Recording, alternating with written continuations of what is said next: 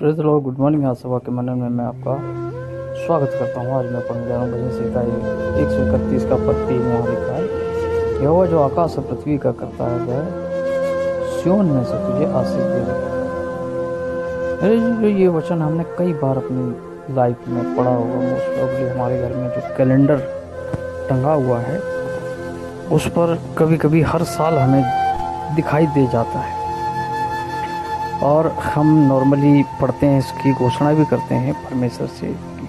इस बात के लिए खुशी है, आनंद है कि इस बात की हम घोषणा भी करते हैं कि परमेश्वर तुझे सिय्योन से आशीष देवे। ठीक है, दरअसल हमें ये समझने की आवश्यकता है कि सिय्योन का अर्थ है क्या।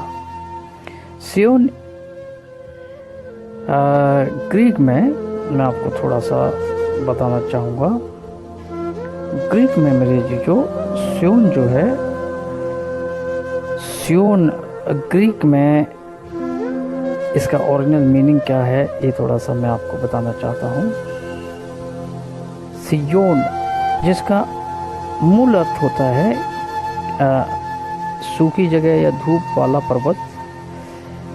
हालांकि इसे स्थायी राजधानी के रूप में भी व्यवस्थित किया गया है बाइबल के अंदर। ठीक है, और दरअसल ये यरूशलेम ऐसी जगह थी जो इज़राइल की एक राजधानी थी, और परमेश्वर ने इज़राइल में सिय्योन यरूशलेम को अपनी, हम कह सकते हैं कि वहाँ मंदिर बना और यरूशलेम को परमेश्वर ने चुना। ठीक है, दरअसल परमेश्वर ने एक प्रकार से हम बोल सकते हैं कि एक बिचौलिया स्थान रखा जिसके थ्रू आशीष मिलती है। ठीक है, आप अपने जीवन में आशीषें देखना चाहते हैं, हम सब आशीष मांगते हैं परमेश्वर से। ठीक है, और हम हमारे जीवन में प्रार्थना नहीं करवाते या प्रार्थना करते भी नहीं, अपने जीवन में प्रार्थना नहीं करते, परमेश्वर से मांगते नहीं। ये जो मध्यस्थताई की एक प्रार्थना है, एक बिचौलिए वाली प्रार्थना है, वो हमें व्यक्तिगत तौर से भी करनी है और दूसरों से भी करवानी है।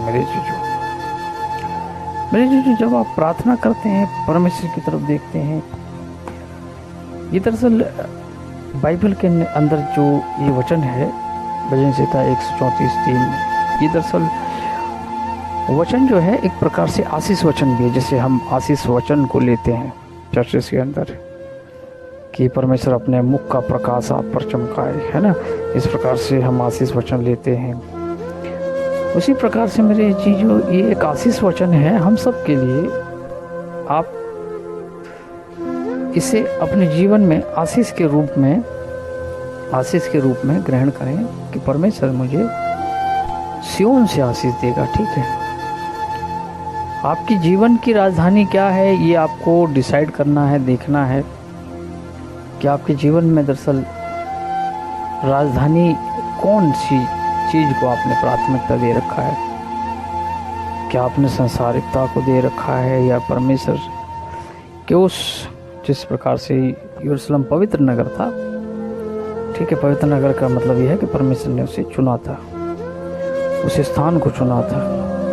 हमारे आपके जीवन में भी वो एक स्थान होना चाहिए, चाहे वो प्रार्थना का स्थान होना चाहिए, चाहे ऑल्टर होना चाहिए हमारी लाइफ में, कि परमेश्वर से हम प्रार्थना कर सके, परमेश्वर तू हमें संभाल, परमेश्वर तू हमारी अगुवाई कर, या कोई ऐसे अगुवे का चुनाव करे अपने जीवन में जो लगातार और वाकई प्रार्थना कर रहा है।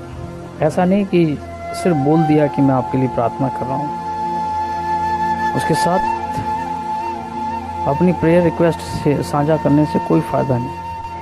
उसके साथ शेयर करें मेरे जो वाकई प्रार्थना आपके लिए करना चाहता है, बोझ के साथ, जिसका हृदय कंपैशन से, दया से भरा हुआ है। ऐसे व्यक्ति से, ऐसे सेवक से आप अपनी प्रार्थना को शेयर कर सकते हैं। वो आपके लिए एक मध्यस्थता की प्रार्थना आपके लिए, हमारे लिए कर सकता है। मेरी चीज़ों, प्रभु आशीष दे इस दिन के लिए।